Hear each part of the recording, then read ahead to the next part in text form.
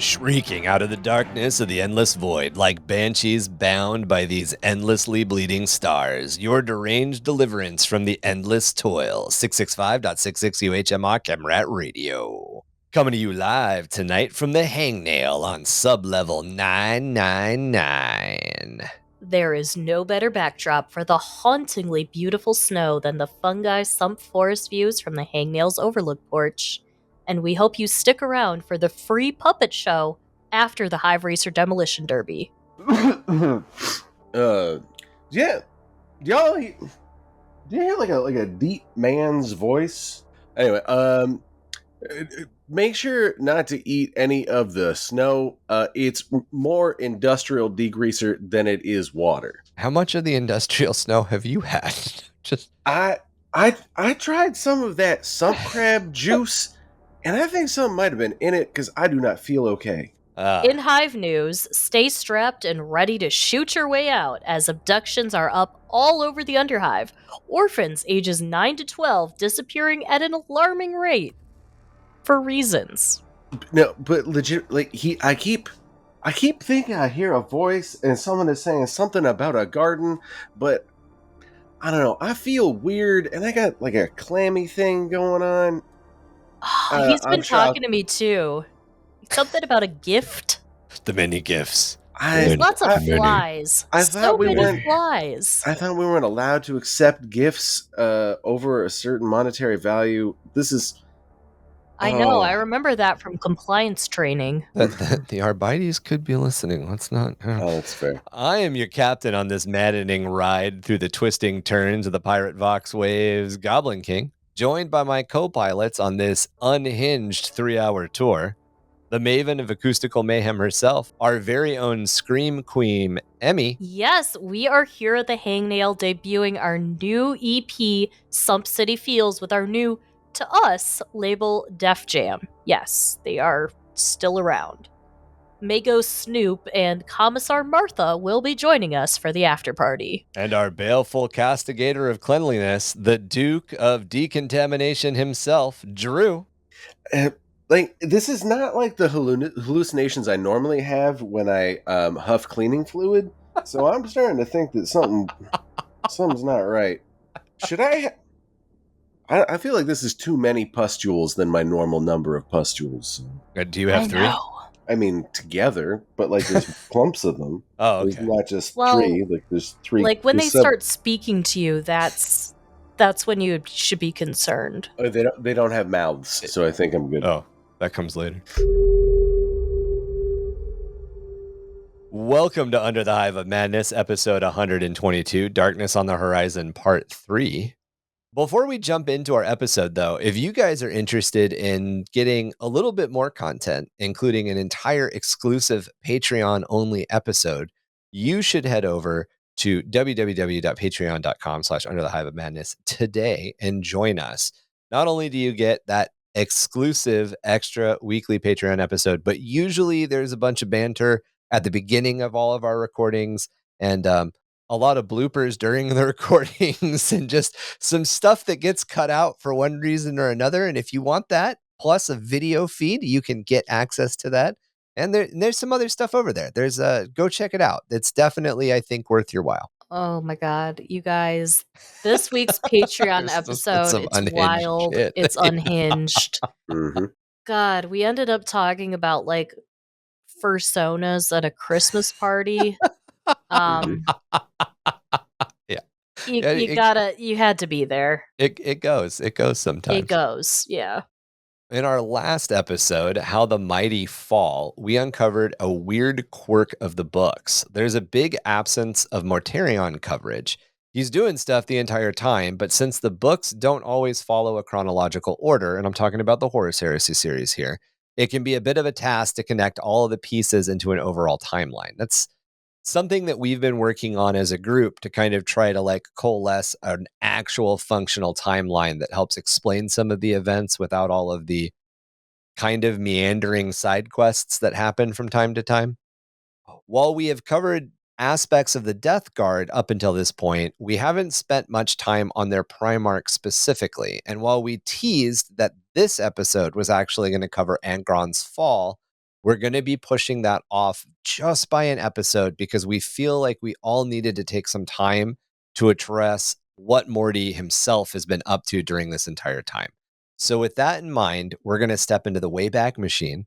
We're going to set the dial to 007.M31, which is right around the time, just to put it into your guys' minds, as the end of the conflict in the Chodax system, which we covered a couple of weeks back. So we're going to specifically be kind of looking at the White Scars and the Death Guard today.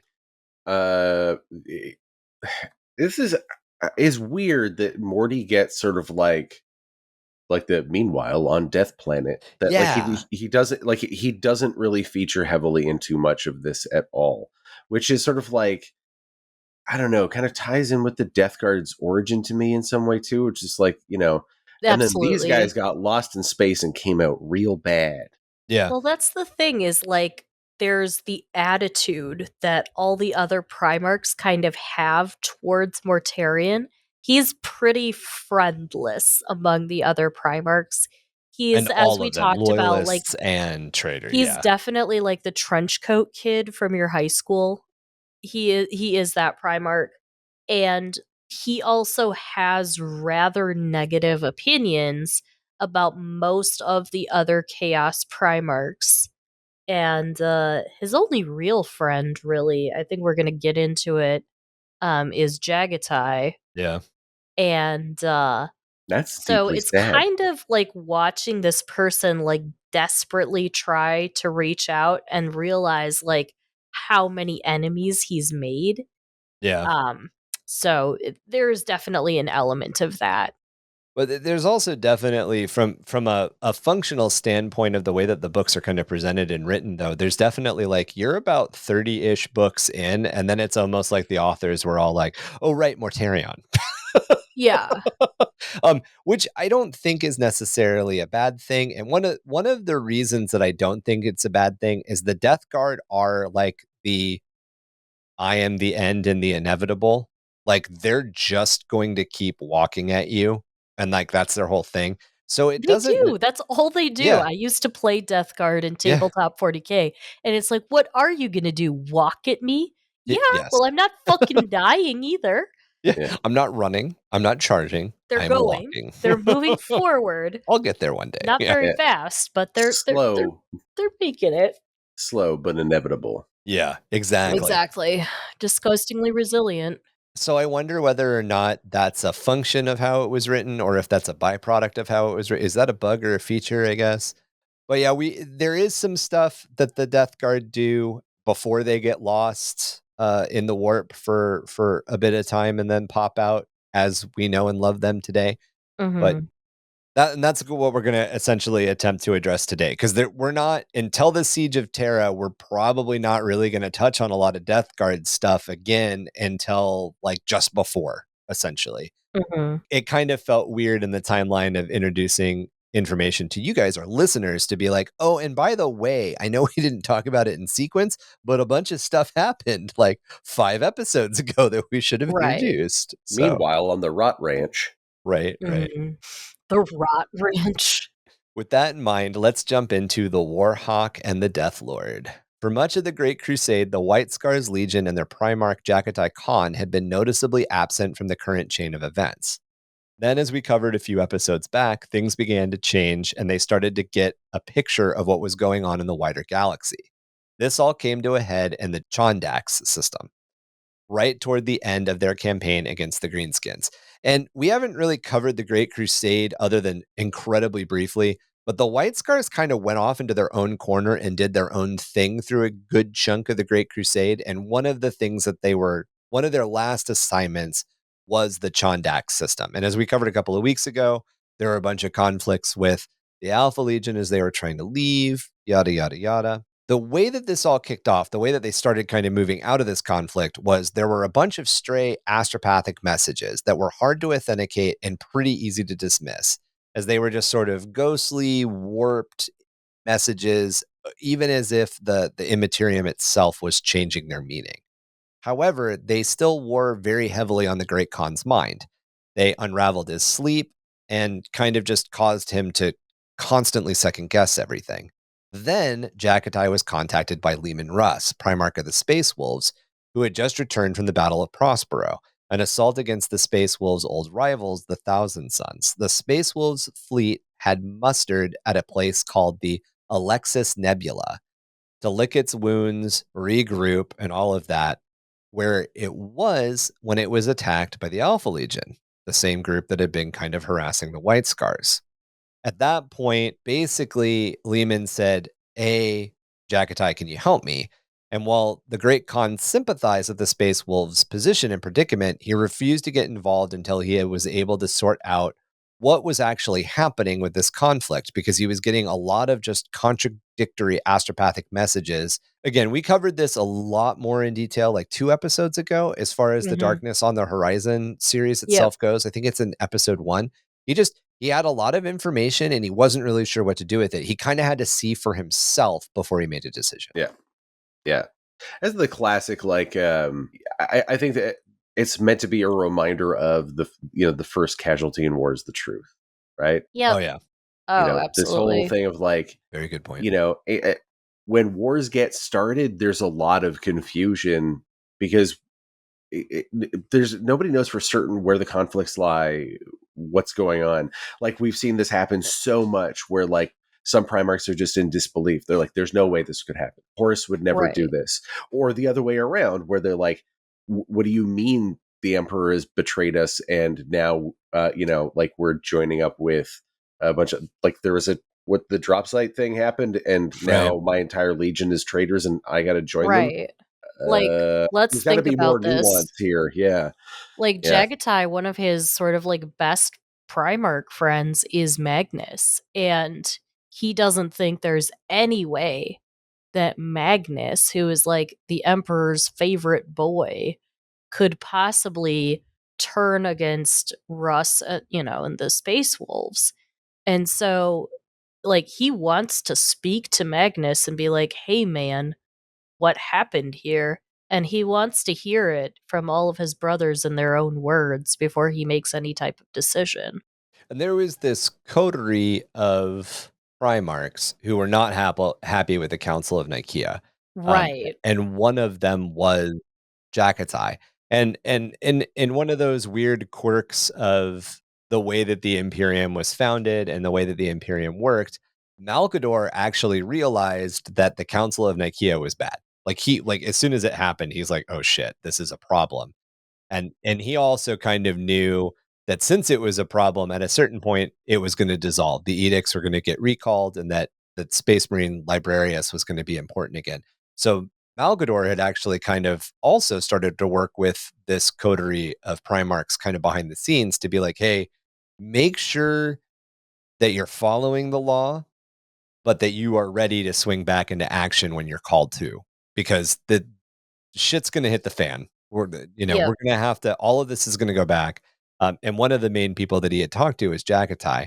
And Jagahtai was basically like, why are you talking to me, old man? But turn to Magnus, turn to Horus, turn to Mortarion, and a couple of other people to have this like deeper conversation. And like the reason that he turned to Mortarion wasn't because Mortarion was part of this coterie. Mortarion was the opposite. Mortarion hated Psychers, and we'll get deeper into it, but wanted nothing to do with them. So Jagahtai kind of always had this perspective of, I want both sides before I make a decision. Right. Until Jagahtai knew beyond a shadow of a doubt who was friend or foe, he refused to choose a side. With a few words of luck, the White Scars fleet left the Space Wolves on their own and set off towards Prospero.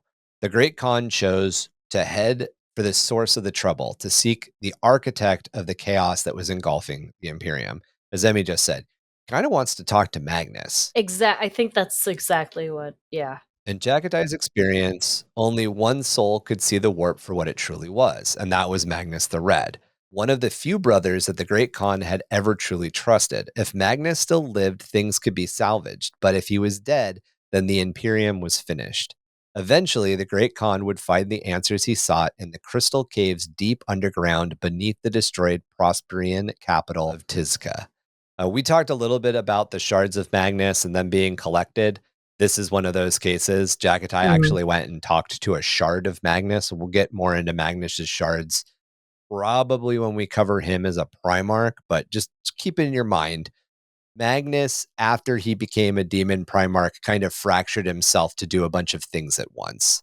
So they're like alter egos, like They're like copies of himself. They're Oh. like Horcruxes, but each Horcrux has its own whatever. It's Is funny this like because the it's a Catan shards? Yes, that is a much Okay. better example than Harry Potter. Okay, great. I don't know why I went with Emmy. Harry Potter. Listen to me. Shadow clones. Shadow clone. Yeah, there you go. Kage no jutsu. Yeah. Yeah. Okay. It's very okay. So much Shadow Clone is apparently a thing in many different universes. Yeah, so- Naruto. but it's also reminiscent of what Call does Or too, no, right? sorry. Is it Shadow clone? I think.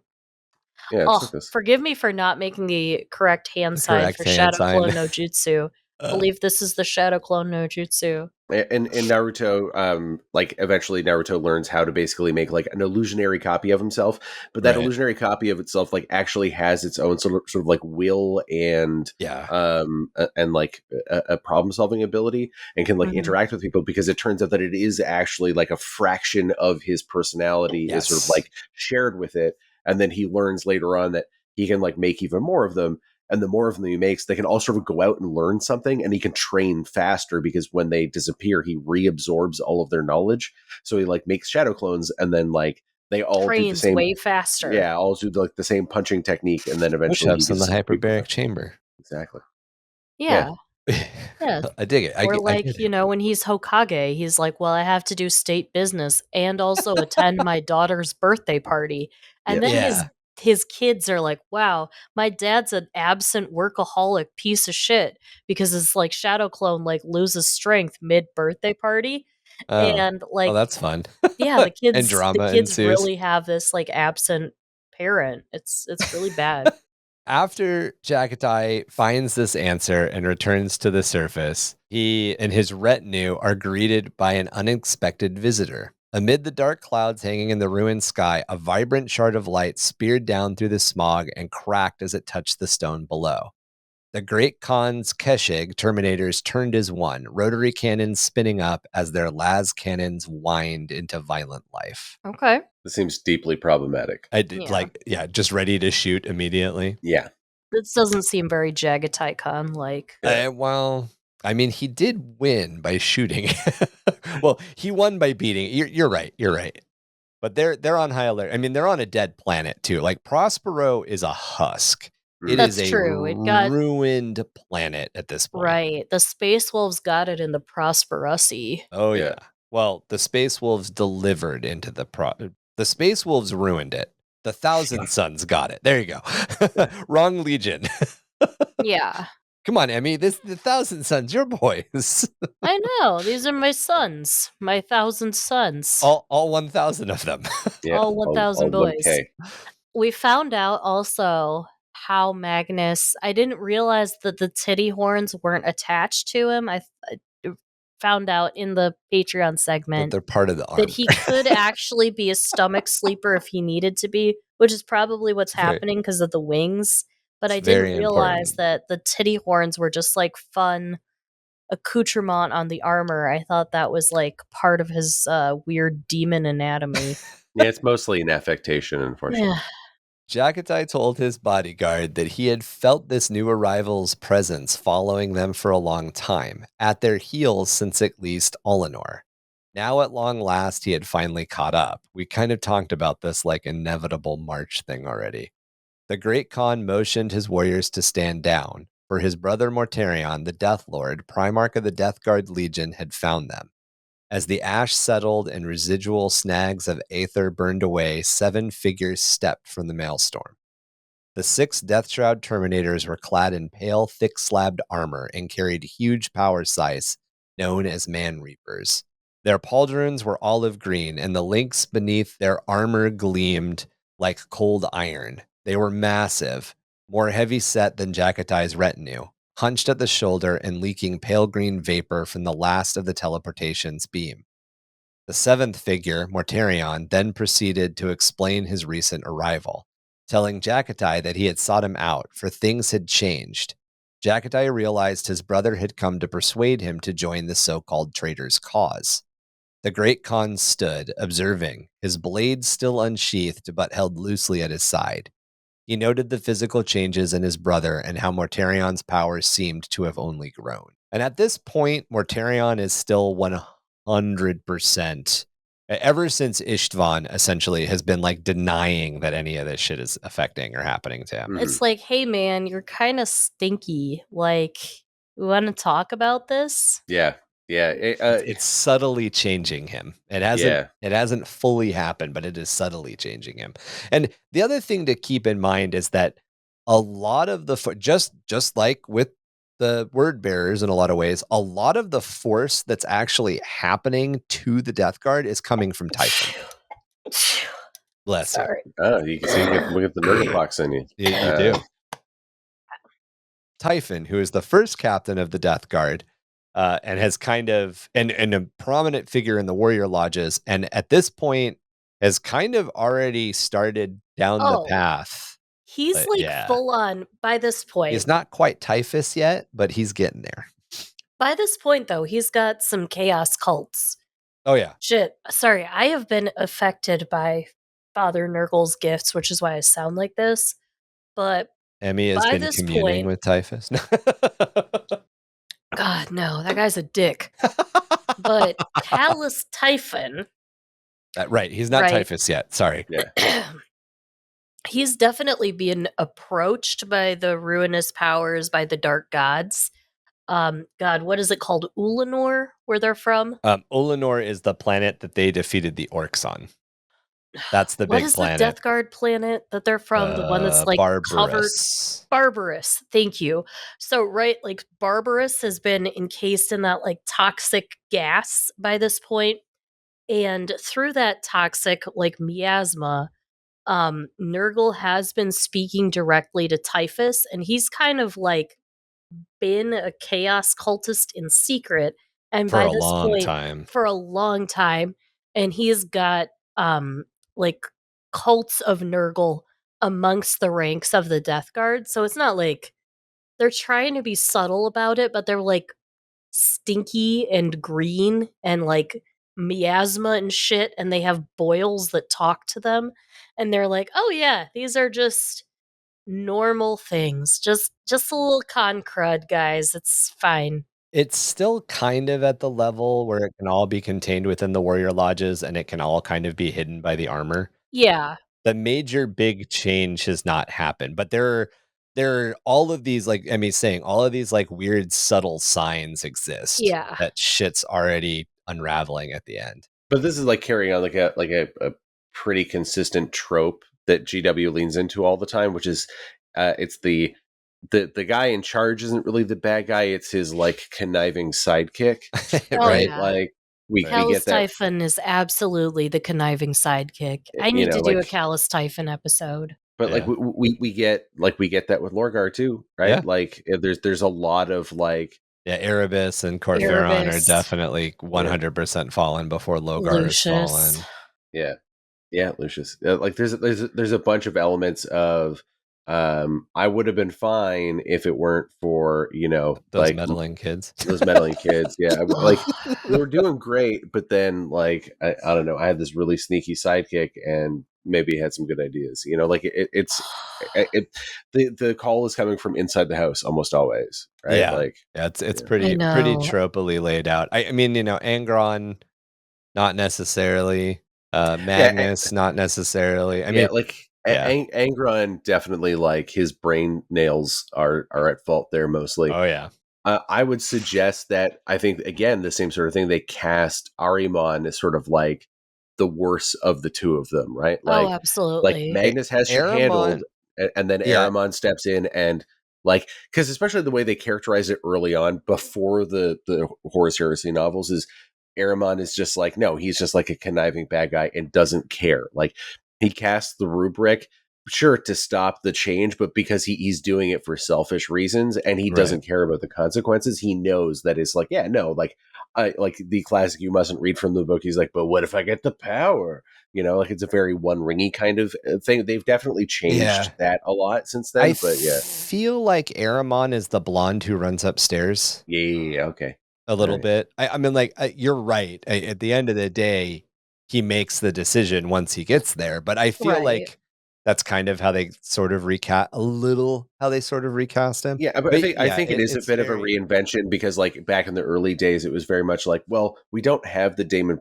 Primarchs. We only have like We only this have their first command. Yeah, exactly, we and had so like Abaddon, Aramon, Typhus, Lucius. Karn, and Lucius. Well, Those I were the mean, we I ones. think we actually had Fabulous Bile before we had We Lucius. did have Fabius. Well, and so Lucius is Lucius is not a first captain. Lucius is a sergeant, I think. Right. I forget what Lucius his is title kind is. of the outlier.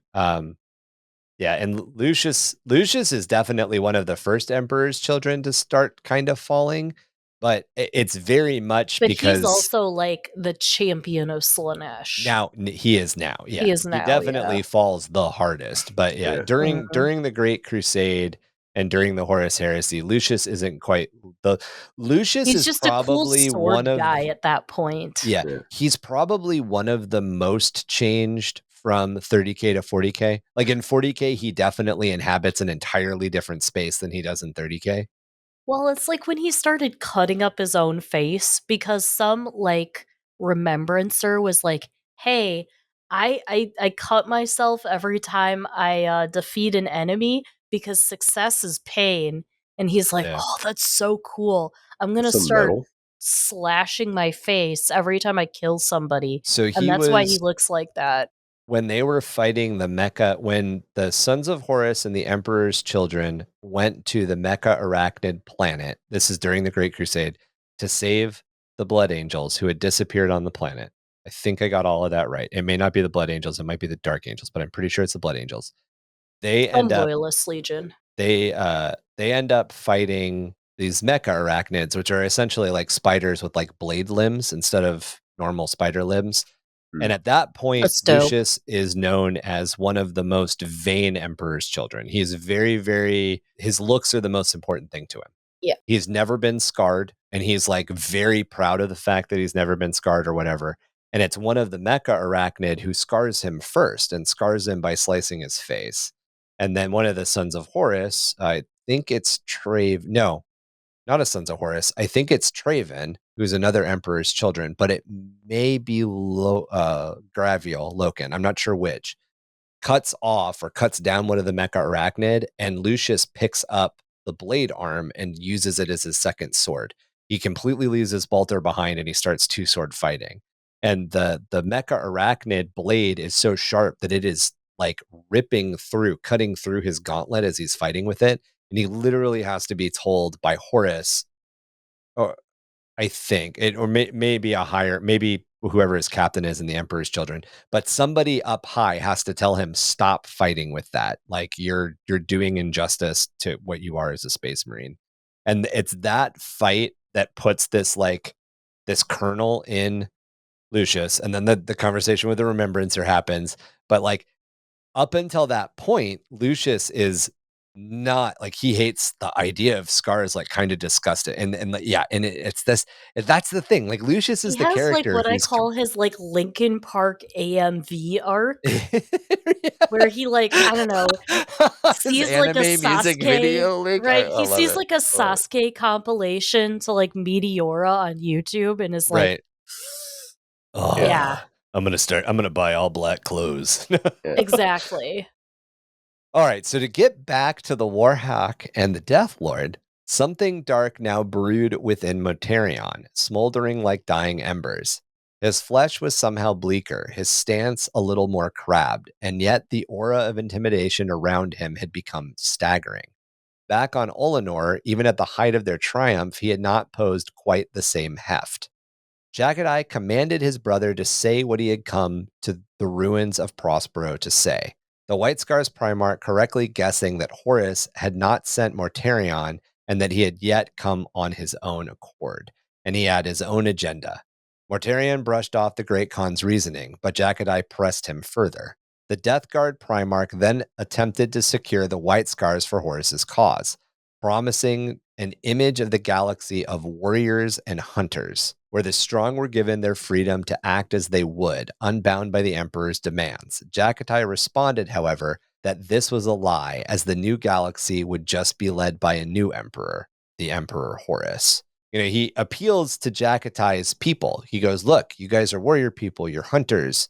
Don't you want to have an entire galaxy where you can be warriors and hunters and not have fealty to anybody? And Jagahtai is like, are you fucking kidding? This is literally replacing one master with another.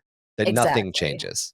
I like Jagahtai for that reason. Like, he's very a free thinker. Sometimes, yeah. Mm-hmm. Yeah, I think this is probably one of the reasons why, like, we get like the most sort of like noble human character in Jagahtai, and by that I mean is that like he goes through all of these things, and I think he has the most sort of like human arc in terms of like, I am confused, I don't know what's going on, I'm not doing anything rash, I'm going to like make sure, like, it's sort of like he's like he's the least Primarchy Primarch. Yeah, but even that, like, he has sort of like the most like sort of like what I would say is the most relatable kind of like decision making process, right? I feel like most practical normal people would be like, yeah, this what he's doing is sensible given the circumstances. And then on top of that, every time he does eventually commit to making a decision, he makes like what seems like a practical, good-hearted, and he's all in. Yeah, and so like even when it seems like he may side with Horus, you're just like, yeah, okay, this seems fair. Like he's not bad about it, he's not mustache twirling, and at the same time he's not like a chivalrous knight. Like he is the most sort of, I think, relatable of the Primarchs, in that he's the most normal, and he is like, and in the end he makes sort of what feels like the most, I guess, logical. Yeah, not even the most logical, but like the most positive decisions, the ones that like ultimately, like, if I feels like Jagahtai would sit down and think about the circumstances and be like, yeah, if he had decided, yes, the Emperor was legitimately hurting the Empire, he would absolutely go along with that. He'd be like, you know what, you're right. He's made some bad decisions. Here they are. I'm going to enumerate them. Yeah, ranking things up. This seems like the only way to do things. But at a certain point, he's like, and as we can see here, he makes that ultimate decision. He's like, this is, the promises you're making are empty. They're hollow, because what you're saying is, you want me to the Emperor is a problem, but we're just going to trade the same problems with Horus. Like nothing changes. If we're really motivated by positive change, this isn't it. Maybe we go just talk to Dad and say, hey man, like, and that could like end, literally billions of needless bloodshed. Like it's right. I think.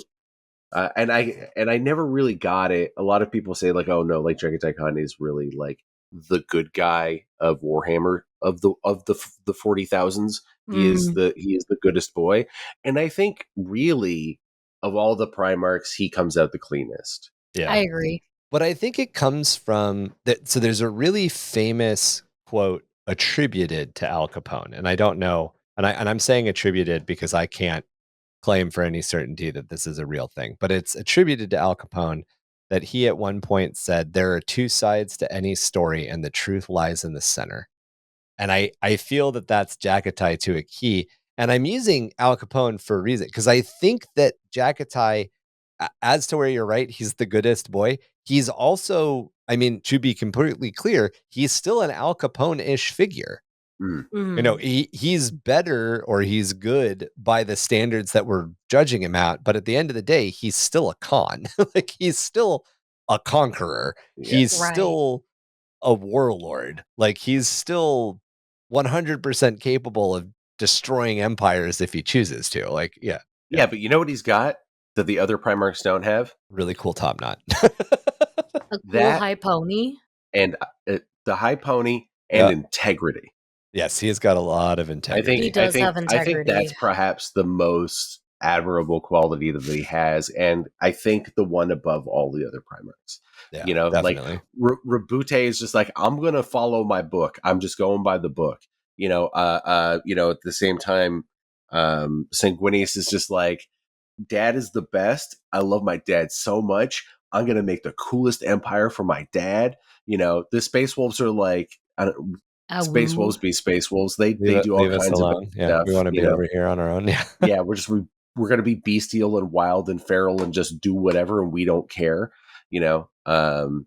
So like even though as far as like the good guys go, and even the bad guys, like he stands head sort of head and shoulders above all of them. I agree with you 100%, and I'm sure that there is an Imperial Fist player listening to the podcast right now, yelling at both of us. Yeah, no, absolutely. I mean, like this is kids, and this may shock you. This is just my interpretation of the themes laid throughout the series of books, and sort of like I am congealing sort of like years of unofficial just like opinion that have been spoken to me. I'm not suggesting that this is any way official. I don't think that you should take my word as absolute sacrosanct. And if you disagree with me, you're welcome to politely. You know, that's fine. Just let us know. Email us just like, at drewswrong@gmail.com. Yeah, like, I don't think you're right. And we're like, or I think is this way. I think this person's the most noble Primarch, or whatever. That's cool. I don't, but that's fine. Realize that the podcast's original working title was Under the Hive of Chagoris, and you'll understand that this is a White Scars podcast. No, I'm kidding. Yeah. Mortarion shrugged in response to Jagahtai. Horus would be the start of a new order, a champion, and a sacrificial king. He might burn himself even getting to Terra, but he might not. Either way, there would be room for others to rise to power over the galaxy that was to come under Horus. Mortarion pressed on, saying that Jagahtai should have thrown in his lot. He missed the not, and that's why that's why it came off really weird. Mortarion pressed on, saying that Jagahtai should not have thrown in his lot with Sanguinius. That's what was throwing you off. Let alone Magnus. So that was part of that coterie that we mentioned earlier, that there were these Primarchs that kind of continued to play around with the warp sorcery. Mm-hmm. He hated to see the three of them getting dragged in deeper by the Emperor's hypocrisy. So even in this, you know, Mortarion doesn't know that Magnus is a demon Primarch, by the way. The only demon Primarch so far. But Mortarion doesn't know that Magnus has fallen. You know, he's on Magnus's destroyed planet and doesn't know what's happened yet. Their father, the Emperor, had tried to pretend that the warp didn't exist, as if he was not currently up to his elbows in its soul-sucking filth. In Mortarion's opinion, it should have been cordoned off, put away, and forgotten forever by mankind. But the Great Khan was not fooled by his brother's sincerity. The Death Lord had never hidden what he had wanted. Jagahtai could see how his brother thought it would all play out. First hobble the sorcerers, then silence the witches, drive them out, and let rule be passed to the uncorrupted, the healthy, those untouched by the warp. This was Mortarion's great project. He had even told the Great Khan all of this on Olenor before the triumph. The Khan had thought back then that these were just empty threats, but he should have known better, for Mortarion did not make idle promises. The reason that this kind of is a point of contention between the two of them is because the Storm Seers, which are the casters, the magic users of the White Scars, are extremely important to the Brotherhoods and the function of the Legion. Without the Storm Seers, the Great Khan, did not see the Legion surviving. So the fact that Mortarion has this, like, well, all the witches and you know, all of the witches need to go away. And, you know, at the time, Jagahtai's like, yeah, whatever, you're blowing hot steam. In this conversation, he's like, oh no, you literally want to gut my Legion. You want to take away how we read the wind, how we, you know, they come from a planet essentially of grain and open fields. You want to take away the way that we read the storms, the way that we read the wind, the way that we survive, the way of our life. You want to destroy an integral part of our culture. This is a classic, like, you know, kid discovers his parents' pornography as well. They're like, you know, hey, there's dirty magazines in the closet. No, there's not. There is no warp. Don't worry about it. Oh yeah, 100%. Like, in my opinion, the major folly of the Emperor, and the reason that I think the Emperor's actions led to all this shit. And I know that there's a bunch of like theory and rumor that the Emperor and Malkador planned for there to be some sort of heresy, some sort of civil war to weed out the weak among the Primarchs and all that. I'm not talking about that. I'm talking about the actual folly of the Emperor was in hiding the truth from his biggest like the biggest portion of his war machine. He literally lied to his generals. Mhm. He, by omission and by directly saying it doesn't exist. And like that, you're setting people up for failure. You're 100% setting up people for failure. By saying that this doesn't exist, you're not protecting them, you're harming them. Yeah. Dad, is Santa real? No, he's dead. And then Santa shows up with a chainsaw. What was that Exactly. movie called? Power Scythe. I guess. I feel Power like, yeah, we can make it happen. Yeah, absolutely.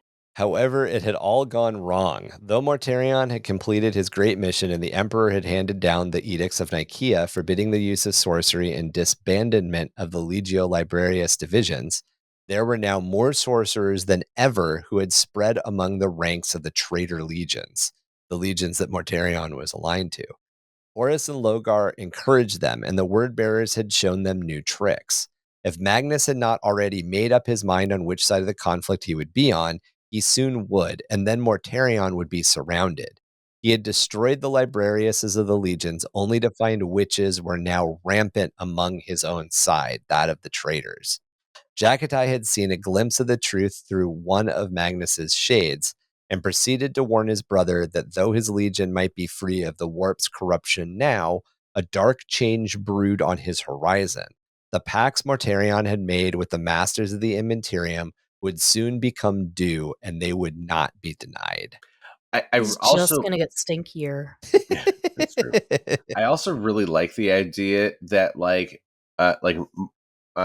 Khan is there on Prospero, looking at the like shriveled husk of a planet that it has become, and he's just like, surely, Prospero, Magnus is nothing bad's happened here, right? Right, Like, exactly. It's the denial of what you're seeing in your face. yeah, like you like take a look around and be like, well, Magnus couldn't really be that mad about this, could he? I'm Right. sure this is fine. Yeah. This was exactly why Mortarion had come to find Jagahtai, for the Death Lord had run out of friends among the traitor Primarchs. None among them would stand with him against the Psykers now. Of his former allies, Angron was losing his mind and grip on reality, and Conrad Kurz was also half mad. Jagahtai fixed Mortarion with a disdainful glare, for his brother had tasted the fruits of treachery and found them bitter. The great Khan did not wish to be dragged into his brother's ruin. Mortarion was on his own. Struggling to contain his anger at the Jagatai's refusal of an alliance, the Death Lord warned his brother that he had come to give him a chance. Half of the White Scar's Legion had already declared for Horus, but the others would follow wherever the great Khan ordered them. Their father's time was over. Jagahtai could either join the new order that would replace him or be swept aside in its wake. The great Khan merely responded with a cold smile, imperious in its contempt. He would never support a new emperor, even be it himself or Mortarion. Jagahtai explained that the reason neither one of them would ever rule the galaxy is that both of them were never empire builders. They were outriders and outsiders. While Mortarion had chafed at this role, the Great Khan had embraced it fully. We kind of mentioned this in the past. Jagahtai, well, I think we've mentioned it outright a couple of times. Jagahtai kind of always had this, like, if this shit goes south, I'm going to leave and make my own empire, my own kingdom, not necessarily my own empire. With blackjack and hookers? Yeah, That's with right. blackjack and hookers. And that's in international waters where monkey fighting is legal. Yeah. And part of that's because Jagahtai had been found so late. Like, Jagahtai is one of the ones who's found later. Discovered Primarchs, Yes. Yeah, he's had time not to get fucked up by his dad. Yeah. Well, he's also, like, at that point, I think as a trauma response, just kind of become a bit hyper-independent. Yeah, exactly. He was ready to just take his boys and go off and do their own thing. He was completely content with being an outsider. He had no desire to be part of, and that's the thing. Jagahtai didn't want to rebel against his dad to make his own empire. Jagahtai had no desire to be part of an empire. Like, he just never wanted to be part of one. So when he found out he was part of one, he was like, okay, I guess. And that's sort of like the selling point of, that's the sales pitch of Morty, right? Like, hey, you never wanted to be part of this empire, and now we can be free of it. And of course, full circle, Jagahtai is like, nope. I think you didn't understand. What is that? What is that meme? What are you doing tomorrow? Nothing. Okay, good. Let's go out and do blah blah blah. I don't think No, you I said understood. I'm I doing planned to do nothing. nothing Yeah, tomorrow. right. That's what Yeah. Jacket's response is. No, Morty, I plan to do nothing. Exactly. Like, go away. I'm sleeping. Okay, come on, man. At this response, rage overtook Mortarion, and he stepped back, his scythe silence crackling into life, sparking with a green-tinged energy. The Death Shroud Terminators lowered their scythes, taking on combat stances. In response, the Keshig behind Jagahtai readied their blades. The Great Khan flipped up his blade, prepared to settle their argument once and for all. Amidst the wreckage of a lost world, the two Primarchs circled one another before they clashed in melee combat, their warriors joining in their own furious close quarters combat. The silent Death Shroud, as implacable as their masters, crashed into the furious Keshig. Blood was soon spilled, and the warriors on both sides fell, never to rise again. Their bodies caked in the thickness of blood and dust, the dispute raged on, bitter and unyielding. The Primarchs traded deadly blows, tearing into one another, each strike powered by raw defiance. Finally, Jagahtai held his position, panting hard, summoning up one last burst of energy for a final clash. Mortarion simply faced him, standing, rigid, and as though listening to something far away. Then his scythe fell into the guard position, and a thin coughing broke from his mask. An exhausted chortle that the Great Khan only slowly came to recognize as the Death Lord's laugh. Then the Death Lord spoke. So your choice has been made. It's so fucking anime. It is. It is Like, seriously. yeah, it very much reminds me of. Also, like it's got like big. Every time I see like when I envision Morty, I see a lot of like the Scarecrow from Batman because he's got that big mask as well, and oftentimes there's like green mist pouring out of it. You know, Yeah. especially if you've ever played the Arkham Asylum games. There's like the weird like nightmare levels where like you're playing as Batman, but you're affected by the nightmare juice. And like you're hallucinating, and Scarecrow appears as this giant, like hulking dude. And same thing, like he's got a hood, right? And he's got like the big respirator thing. Very cool. Yeah, 100%. It'd be a fun cosplay. I mean, there'd be a lot of power armor, but you know, You have to learn how I to walk think on you- stilts first. I think you could pull off more. I actually think you could pull off a Primarch without doing the stilted cosplay because the Primarchs are just overall bigger human. Mm. aren't I mean, they like 12 feet tall though? Yeah. Right, but your proportions stay the same. One of the reasons that I think a lot of people have to stilt to look like a Space Marine convincingly is Space Marines are not human proportioned. Space Marines are like specifically kind of like Stretch Armstrong did a little bit, as where I think Primarchs are a little bit more dead on the money. They're a little bit more, a little less hero, a little bit more scale. Yes, yeah, a little bit more scale. Yeah, you could just do something with some like football pads, probably. It'd be all the pipes up around the mouth, and then just like constantly vaping. Some oven mitts, yeah. like one of those vape competitions that they used to hold, just but all in your face.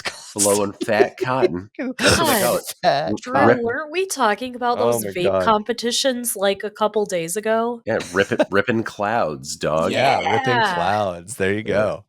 In orbit around the husk of Prospero, a void battle had begun between the White Scars and the Death Guard fleets. Something that Mortarion hadn't counted on, as the White Scar traitor warrior lodges had assured him they had it under control. However, the Death Lord used this information to his advantage, gaining a respite in his battle against Jagahtai. Mortarion refused to lose a fleet for the sake of this fight, and as he spoke, dust stirred around his feet. Coils of marsh green teleportation energy surrounded him as he gave the Great Khan a mocking salute. Jagahtai sprang forward, an instant too late, as the Death Lord and his surviving retinue vanished into the warp vortex of the teleportation beam. The second battle of Prospero had come to an end, the stirring ashes of a ruined Tizca swirling around the Great Khan and his warriors' feet. Mortarion descended into a vengeful melancholy, leading his Death Guard in a spiteful rampage across the remnants of the prospering empire. The Death Lord retreated even further into his own Machiavellian goals, even as his legion brought horrific slaughter to world after world. It's interesting to me, and I didn't find an answer. And obviously, like with the way that we design these episodes and the way that I do research, there isn't enough time to read like 4 or 500-page books. Of But it's course. interesting to me that I couldn't necessarily figure out why the White Scars didn't chase them. And I think the reason is, one, I don't think there's a clear answer, but I think the reason is at this point, Jagahtai's mind is made up, and this is at the point where he immediately returns to Terra. He's very much like a catch flights, not feelings kind of guy. Yeah. And all of this stuff is happening. Not Prospero isn't close to the core worlds, but it's closer to the core worlds than should be comfortable. Right. The ruin storm is starting to crackle across everything and separate stuff. This is kind of the time where the White Scars are essentially on the Terra side of the split. You know, everybody, Horus's forces are a little further away. And then, of course, the Imperium Secundus is even further away, which will be a whole issue later as we can keep going down the timeline. But I'm pretty sure at this point, like you just said, Emmy, Jagahtai is like, shit, I got to get back. I got to talk to Dad. I got to talk to Dorn. It's all needs to be figured out. And Dorn's been calling him too at this point because they are one of the closer legions to the core worlds. The sandcastle is nearby. Yeah, exactly. The corruption of ego and the death of self. Eventually, Mortarion's goals were realized on the library world of Terrathelion, a planet that had developed under the benign guidance of the distant Prospero. Cut off from current events, Terrathelion's populace had expected the gloriously decorated crimson-hulled ships of Magnus the Red, but what emerged from the system's Mandeville point in 007.M31 and spread throughout the local system were the corpse-gray, vast-hulled Leviathans. An entire Death Guard battle group now hung over the world, and within moments, Mortarion ordered an orbital bombardment. When the bombardment finally relented, the few survivors crept slowly from whatever refuge they had been able to find. Thinking for a moment that the worst was finally over, they were greeted by dirty contrails of drop pods, which chemtrails. Yes. In this case, my God. It is literally chemtrails from the drop pods, which split the smoke-barred sky. The entirety of the Death Guard Legion had come to their doomed world. Still gravely wounded and in deep pain from his duel with Jagahtai, the Death Lord teleported to the surface, seeking out a single mortal woman. When she had been hunted down and become his captive, he teleported back aboard his flagship, the Endurance. Within his private quarters, he began his interrogations of the woman, who in truth was actually a demon. That was worrying for a minute there. I thought we were going to have to cancel Mortarion because that was a creep move, my dude. I didn't know she wasn't 18. Yeah, teleported down to the planet to just snatch up some random, normal ass human and take her back to his ship to reveal that she's a demon. Oh, thank God. She had some knowledge. They knew to go after her because she was like a powerful witch. They didn't know that she was demon possessed, but he knew that she had a specific amount of knowledge, essentially about Magnus and Prospero. Look, man, as long as he is not making her stick feathers up his butthole, I think we're definitely heads and tails better than most modern influencers. So, I was gonna say, listen, what a Primarch does. And the sanctity of his own endurance. No. I don't know, with what's going on, it feels like every 10 minutes we find out about some oh my God, musician or YouTuber or someone TikToker. That has we find out that they've got a 20 item contract with their barely 18-year-old girlfriend. Or 10 years ago, their girlfriend at the time was 16 when they were 29. There's been a couple of those recently that I'm like, oh. Yep. Mortarion had never encountered its kind before, believing his father, the Emperor, that such fell creatures simply could not exist. Now one of the denizens of the warp stood shackled before him. The Primarch sought answers from the demon. He wanted to know why his brothers Logar and Fulgrim willingly trafficked with the creature's kind. The demon explained that Mortarion's brothers had come to see the true order of things. Stubbornly, Mortarion still believed that all sorcery was a cancer, something that humanity must guard against and push back. After destroying an entire world in his search for answers, he yearned to know the truth about chaos. Mortarion knew that he was now surrounded by the damned. Jagahtai had been right. The Death Lord now stood alone among a sea of traitors. The warp stained everything. However, he would endeavor to understand it, to overcome it.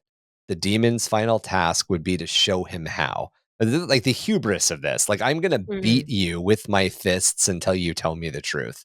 And it's just like, are you kidding? I'm a demon, bro. And in fact, the foul creature laughed in Mortarion's face at his pity efforts. Like thousands of mortals before him, which it had encountered over the eons, each was convinced that they alone could find a way to negotiate with the gods of the warp. The demon explained to the Primarch that the Immaterium had many great forces within it, and one of them had Mortarion's name etched over his rusting throne. He was still waiting and hungering for the Primarch, though it wouldn't be much longer. So just, I don't know if anybody knew this, but the Nine Inch Nails song, Hurt, was written specifically for Mortarion, and this is what he's listening to. He's just kind of sitting there. Oh, Mortarion is like, he's just like such like the brooding sad boy of the bunch. Yes, It's like Emmy laid out early on. He's definitely the cloak kid. Yeah, his only friend is Jagahtai, and now he's burned that bridge pretty good. And then he figures out in this interrogation that Jagahtai was right. Yeah. Like, and how shitty to find out from like this super powerful warp witch that that you've now found out is a demon that you're interrogating is like, oh yeah, your brother was right about you. you're like, oh, I'm gonna go write some poetry now. Well, you really are a piece of shit. Right. Right. You it's really piece funny. Of shit. It's really funny because like I feel like we talked about Corvus and we're like, oh, he's so emo. And then we talked about Conrad and we're like, oh, he's so emo. And now we're talking about Mortarion and we're like, oh, he's so emo. Yeah, but they're definitely different types of emo. Yeah, and I think Morty's got them all beat. Oh yeah. Conrad is like he's a Molgoth. He's the try-hard edgelord as to where Mortarion is the actual sad boy. Yeah, he is living the life. He has a trench coat. He hangs out under a bridge. He doesn't know why he has a trench coat or why he hangs out under a bridge. It's just where he feels most comfortable. I don't understand, man. It just happens. Every time I try to give up the life. Yeah, like... He's definitely like tried to be part of that underpass rave with the cybergoths. They didn't let him in. When the cybergoth kids underneath the bridge don't let you into their rave, I mean, that's when you cry yourself to sleep. That's when you betray your father for the Chaos Gods. So this is the thing that I had me as we were talking about this. The one thing that was going over my mind is like, do the fallen like the Primarchs and the Chaos Space Marines, do they refer to the warp entities as demons? Because it feels like a loaded term. It feels like it's got a lot of bias there. Like they'd be like, hey man, we don't use that word here. So the reason that 40k specifically uses daemon rather than demon, we pronounce it demon because that making the emphasis on the fact that it's the AE from Latin is very, very weird in modern language. But even the original concept for the word demon just meant essentially like shit. I almost said like higher being, like celestial being. So the original word just meant something more powerful than man, essentially. And that's specifically why they use that spelling. But I think the answer to your question is yes, they do use it. I think the demon Primarchs understand that they are something greater. They understand that they are essentially dark gods unto themselves. Well, I think what's interesting here is like this notion of like we get to this point where they realize that like it's that joke of like, hey, are we the baddies? And like Mortarion's like, oh fuck, we are the bad guys. Yeah. Now I'm gonna be sad. But I think the Primarchs and the Fallen also use it as a derogatory towards demons because they believe that their transhumanism makes them better than demons. So for instance, and no better personification of this than Abaddon the Despoiler. Abaddon looks down on demon kind because he believes that Space Marines are better than. Yeah, like 100%. Abaddon thinks that like the end game for him is that he is going to control the ruinous powers. Well, and to be fair, he currently in lore holds all of them somehow underneath his power. It's a very precarious balance, but Abaddon has each one of them on a leash. Yeah. He's the only one who can command the demon Primarchs to do things. And like think about that. The first captain of Horus can give Angron orders, and Angron goes, fine, audition. Like, it's just a weird concept, because in theory, Angron would be much more should be much more powerful. But and there is that, with the exception of the Gaul Vorbach and the Possessed, there very much is this through line with the Fallen, where the like Bloodthirsters or Tzeentchian Discs or Flamers or whatever show up on the field, and the Space Marines are like, no, they're lesser than us. Like, we are the more powerful thing. Those demons are filth. They're filth that fight for us, but they're filth. Yeah. And I think the Primarchs kind of think that too, even though the Primarchs realize that they're daemons at the same time. It's a weird half and half. That transhuman ego's there, man.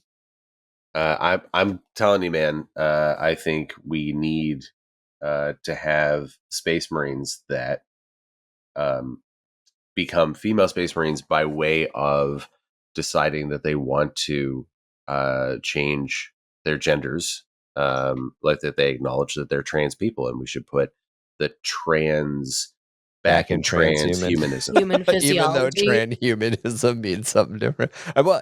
It doesn't. At its core, I was actually having a conversation at my LGS about this last night, where I was just like, I think it's really funny that there are some people that are actively, specifically anti-trans, and that are Warhammer 40,000 fans, and like speak about this. Where it's like the core tenet of the whole idea is that we are not bound by our biology, that our biology is something that we can overcome through and that we can experience crazy what our true selves fiction are, right? Well, you gotta, and part of that is because the appeal to certain people is power fantasy, and specifically male power fantasy. So you're threatening by pointing out the fact that Space Marines aren't really men. They're not really men. They're not really women. They're something completely different. They have ceased to be our gendered definition of humans, and pointing that out to somebody who's just like, I like night go burr, causes an argument. Okay, so Space Marines can't reproduce on a biological level after they have they go have the gene seed implantation, right? Like some Space Wolves player is arguing with the podcast right now very loudly. Let me point this out. Loki, the Space Wolf, who talks about the women he impregnates and how drunk he can get, is named Loki because of the god of tricks, Loki, from Norse mythology. Loki in the Space Wolves is a known liar. Okay, continue. My understanding is that they cannot reproduce by having children.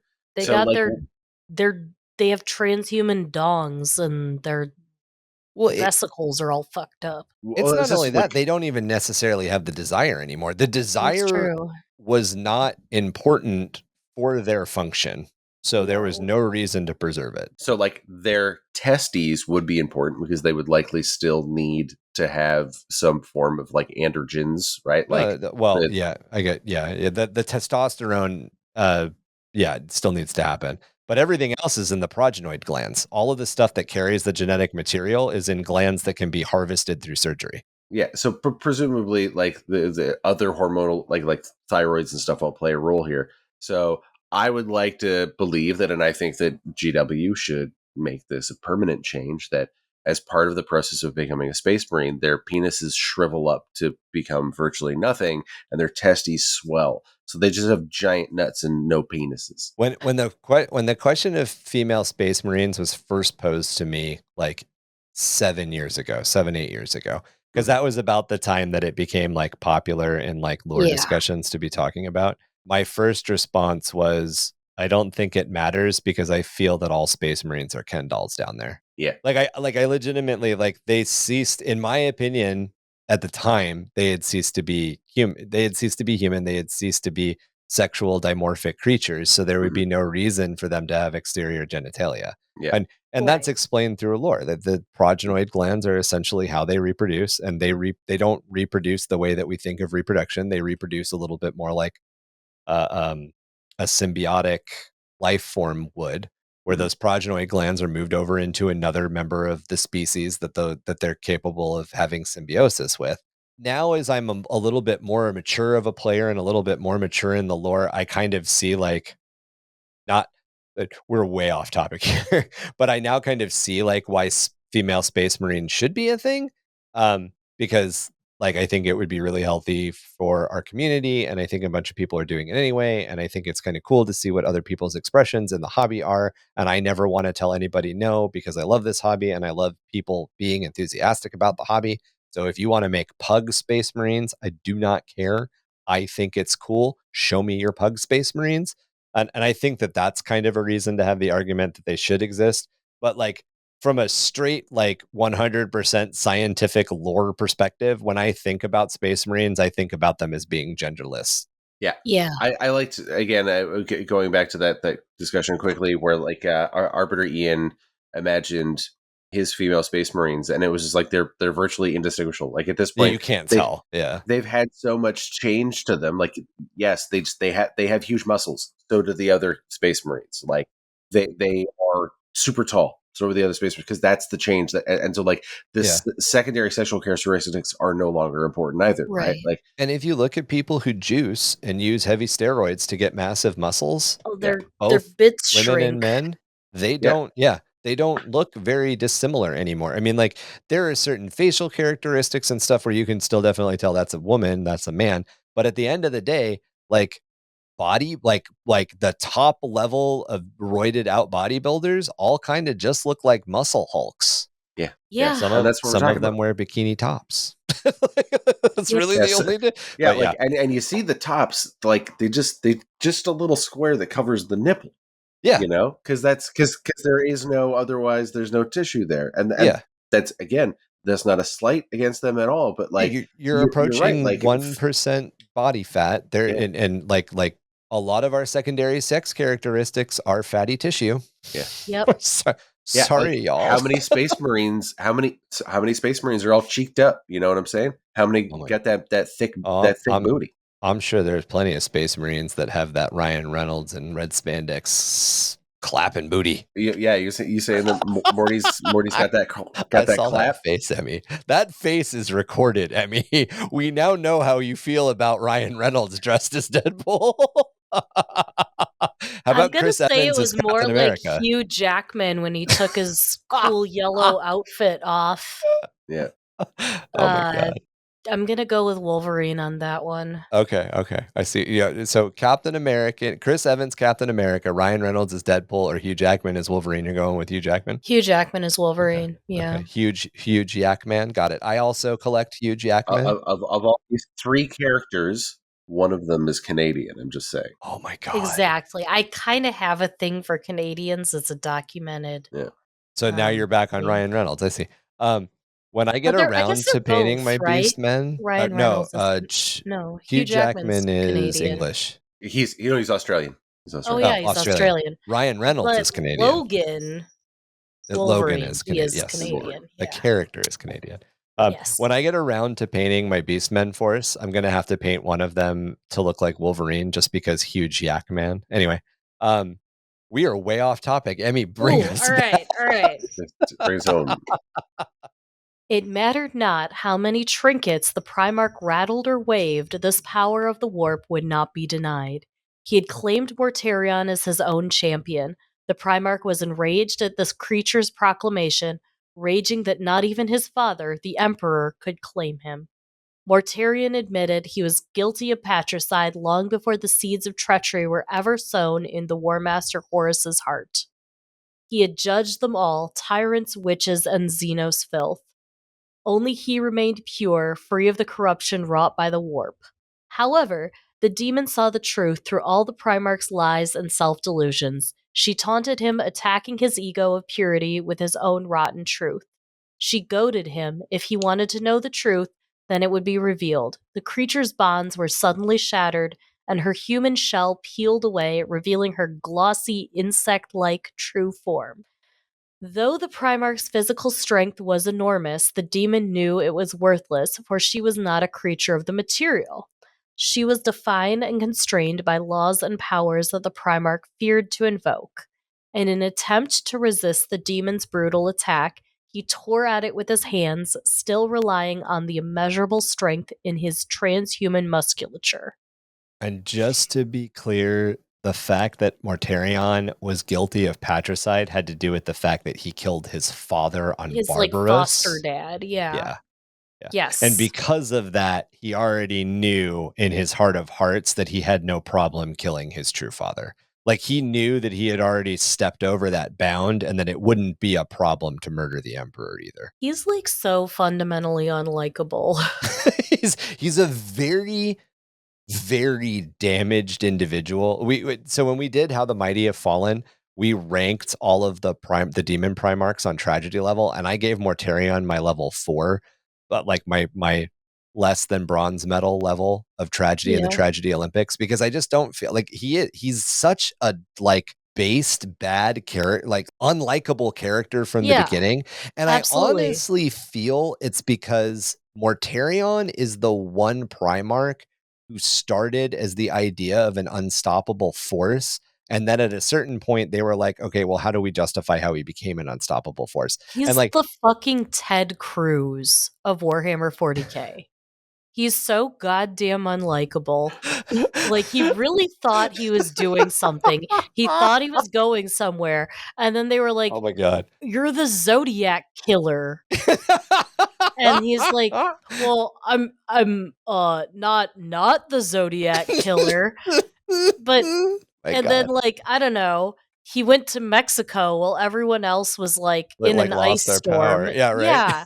Yeah. No, he is the Ted Cruz of 40k. But when we're introduced to him back in Epic, as Drew mentioned way back at the beginning of the episode, we were just introduced to these ideas of these like forces, and Mortarion was essentially just death. He's just death, and that was it. He's the unstoppable. It's going to get you at a certain point. You can't get away from it. And I almost kind of feel that this is the way they chose to get there. And it's a good story. I mean, it is a good story. He's not a likable character, but it's still a good story, if that makes any sense. But I kind of also wouldn't have minded just seeing the doesn't talk stoic Mortarion the entire time. Like, if he had just been the silent, never talks the entire time. Yeah. He just never should have opened his mouth, basically. The Battle of Terra is about to start, and Mortarion just looks over at Magnus and is like, all right, let's get some. That's the only thing he ever says in the entire Heresy. It would have been like, oh, that's creepy. But I get why they did it. And that's the way that all the Primarchs have kind of been. They're these incredibly damaged people. And we'll talk about why when we talk about the Primarchs. Enraged, Mortarion called upon his own innate psychic abilities that had always been buried deep down within himself. The glorious stink of learned sorcery and hedge magics was now pungent and inescapable. The power of the warp flowed through him, and he was using it willingly, in spite of every one of his prostrations. The demon sagged back against the wall, her soul being peeled back to the immaterium by the Primarch's psychic might. Even as Mortarion continued to hammer her furiously with his fists, pouring out all of his fury onto the broken physical shell that remained. The demon was the first to see a fragment of what Mortarion would eventually become in later centuries. Even as the creature died and her quintessential matter was sucked back into the maw of the ether, she managed a mocking salute. Hail, Master of the Plague! Mortarion stood over the crushed heap of broken flesh, breathing heavily. For too long, he had been used up by all sides of the great conflict. The void around him now seethed with witchery, more virulent than ever, its tendrils grasping at him. The Death Lord knew he would have to learn, to master all the paths of ruin. He would, as he had known but refused to believe for a long time, that the need to become the very thing that he always hated was here. He must become a psyker, a master of sorcery and the powers of the witch. Just like his foster father back on Barbarous, Mortarion made his peace with the truth, believing that it was better to be a master of the warp than to continue to be one of its pawns.